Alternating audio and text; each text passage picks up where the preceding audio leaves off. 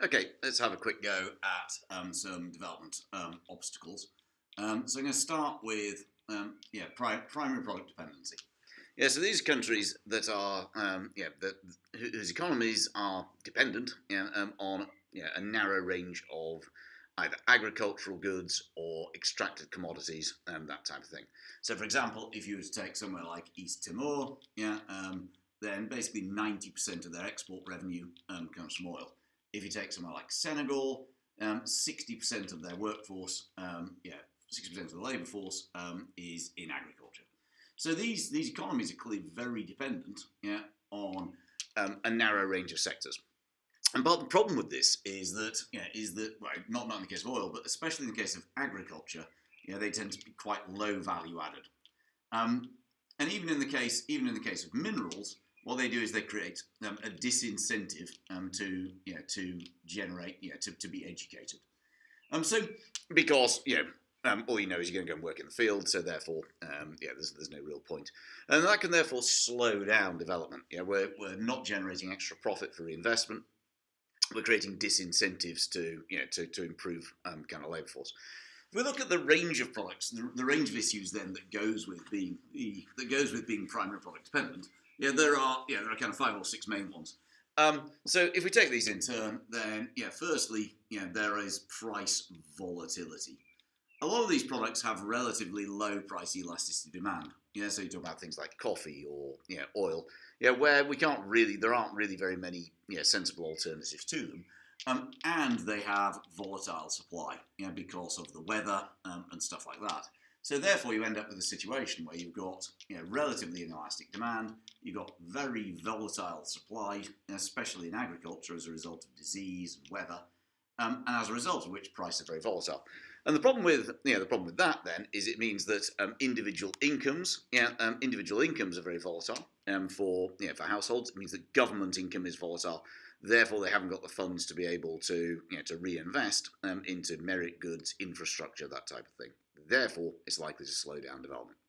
Secondly, there is a danger, as we said a minute ago. There is a danger of over-specialisation. That we end up being specialised in too narrow a range of products, and that then that lack of diversity makes you vulnerable to shocks. So it's linked to the last point. But it means that if suddenly the world turns against your products, then you're in big trouble. When you look at mineral-dependent countries, so if you're dependent on things like oil or diamonds or gold, that type of stuff, there are some additional problems that that tend to come about. One is that's 2, isn't it? Another one is what's called the resource curse, and this what tends to happen is that if you've got very high value-added products, that creates a risk of corruption, and it creates a risk of conflict. It's easy to take control of these resources. Therefore, governments want to have them, so that they don't have to be accountable to the population as a whole. So you can look at various examples that we've used of corruption. Often those countries tend to be primary product dependent, especially in kind of oil and minerals, and also there've been lots, especially in West Africa, there've been a lot of conflict over the famous blood diamonds, that type of stuff, which obviously deters investment and damages development. Another mineral-related issue is what's called Dutch disease. This is the idea that if you discover a valuable resource like oil, then what happens is that there is an inflow of short-term capital into that sector. People want to take ownership. What that does is it leads to an increase in the exchange rate. And what that does is it means that it's much harder for other sectors to export.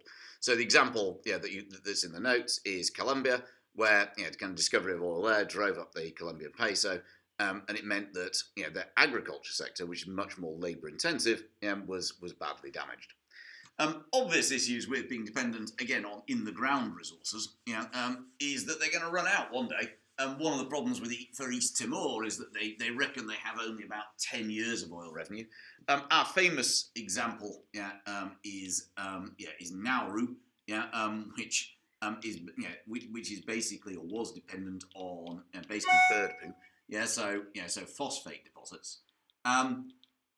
In the 70s, they were the richest country in the world. Per capita. But essentially they used up all the bird poo, and now they're dependent on Australian aid. And lastly, there is just underlying all this, something called the Prebisch-Singer hypothesis. And the Prebisch-Singer hypothesis basically says, that it's relatively easy to enter sectors like agriculture. So therefore, what's going to happen is that the prices of those products, they're never likely to rise particularly over time. Whereas the price of sophisticated technology, manufactured goods, pharmaceuticals, and so on, they're likely to increase.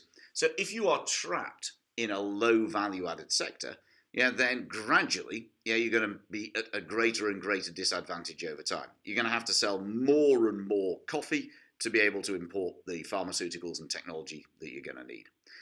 It's not necessarily a total problem. We've seen that countries like Norway have significant amounts of natural resources, but are also very, very developed. But we've got to think about the quality of governance. So, Botswana is often held up as an example of a resource-rich country that has good governance and has a high level of human development, but also the stage of development at which you find them. So Norway already had strong infrastructure, strong democratic institutions at the point that it discovered, the oil in the North Sea, oil and gas in the North Sea. Okay, so that's the first big obstacle. It can be a problem, but it also gives you, in principle, the resources and funds that a government could use to develop further. The question is whether it will.